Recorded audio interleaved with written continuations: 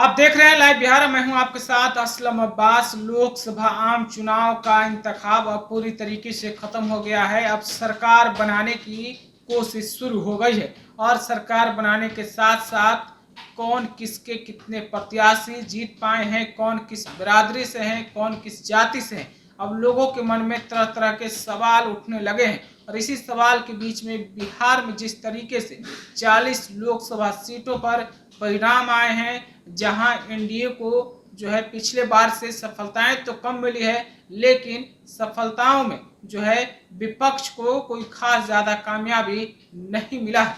और उसी कामयाबी के पीछे जो विपक्ष की बातें होती थी, उसके हिसाब से आप देखिए तो बिहार के 40 लोकसभा सीट में मुस्लिम प्रत्याशियों की संख्या क्या है। लगातार आप सोच रहे होंगे, आपके मन में सवाल उठ रहा होगा कि मुस्लिम प्रत्याशी कितने संख्या में 2024 में जीतकर सदन पहुंचने में कामयाब हुए हैं। तो सबसे पहले समझ लीजिए, महागठबंधन की तरफ से राजद ने 2 मुस्लिम प्रत्याशियों को चुनावी मैदान में उतारा था। एक शहनवाज आलम जो सीमांचल के गांधी कहे जाने वाले तस्लीमुद्दीन के छोटे बेटे थे, तो दूसरी तरफ मधुबनी से राजद के अली अशरफ फातमी चुनावी मैदान में ताल ठोक रहे थे। और ये दोनों प्रत्याशी चुनावी मैदान में औंधे मुंह गिर गए हैं, यानी कि चुनाव हार गए हैं। तो राजद की तरफ से जो 2 मुस्लिम प्रत्याशी चुनावी मैदान में थे, वो दोनों हार गए हैं।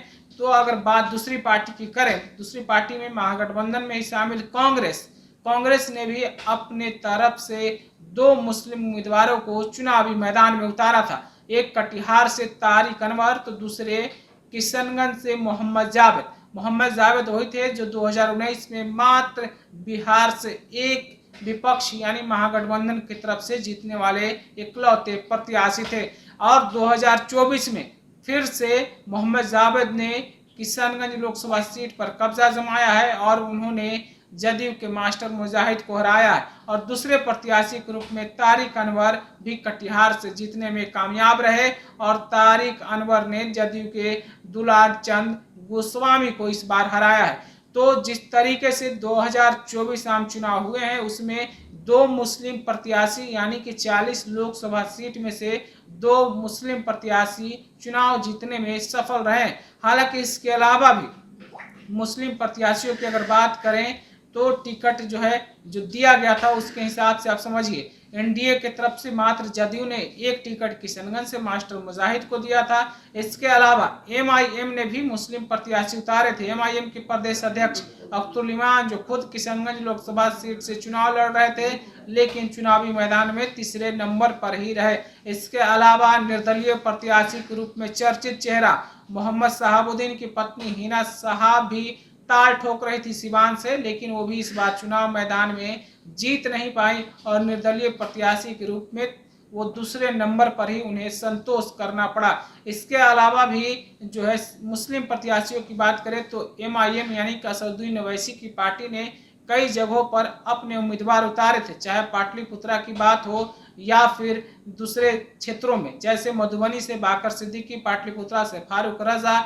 इसके अलावा भी आप प्रत्याशियों की बात करें तो उन्होंने चुनावी मैदान में उतारे हैं, लेकिन कोई भी मुस्लिम उम्मीदवार इस बार कामयाब नहीं हो पाया है। और मात्र 2 मुस्लिम उम्मीदवार बिहार के 40 लोकसभा सीट में से 2 पर जीतने में सफल रहे हैं। एक का नाम तारिक अनवर है तो दूसरे का नाम मोहम्मद जावेद है। अब बात अगर हिस्सेदारी और भागीदारी की करें तो जिस तरीके से बिहार में जातीय गणना हुआ है, उसके हिसाब से मुसलमानों की आबादी 17% से अधिक है और जीत कर जो उम्मीदवार नुमाइंदा सदन पहुंचे हैं, उनकी हिस्सेदारी मात्र 2 और 2 ही है। अगर बात आप 2019 लोकसभा की करेंगे तो 2019 लोकसभा में भी मुस्लिम उम्मीदवार के रूप में मात्र 2 ही प्रत्याशी चुनाव जीतने में सफल रहे थे।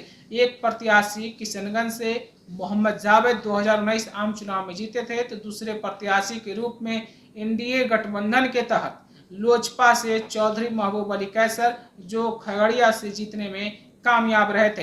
तो 2019 में भी 2 मुस्लिम प्रत्याशी लोकसभा में पहुंचने में कामयाब रहे और 2024 में भी 2 ही प्रत्याशी लोकसभा में पहुंचने में कामयाब रहे हैं। तो जिस तरीके से आम चुनाव 2024 खत्म हुआ, अब जो है सरकार बनाने की तैयारी है, उसमें बिहार से हिस्सेदारी की जो बात हो रही है, भागीदारी की बात हो रही है, उसमें मात्र और मात्र 2 ही प्रत्याशी जीतने में सफल हुए हैं। और प्रत्याशियों की जो संख्या थी उसको भी मैंने आपके सामने रखा है। बहुत सारे पार्टियों ने प्रत्याशी दिया ही नहीं, खास करके एनडीए से मात्र 1 प्रत्याशी जो किशनगंज से मास्टर मुजाहिद थे। तो महागठबंधन की तरफ से 4 प्रत्याशी, 2 राजद और 2 कांग्रेस ने दिए थे, जबकि जीतने में 2 कांग्रेस के प्रत्याशी सफल रहे हैं। तो बिहार में मुस्लिम उम्मीदवार के रूप में 2 चेहरा सदन में आपको बोलते हुए, गरजते हुए नजर आएंगे, बिहार की हक और आवाज की बात उठाते हुए नजर आएंगे।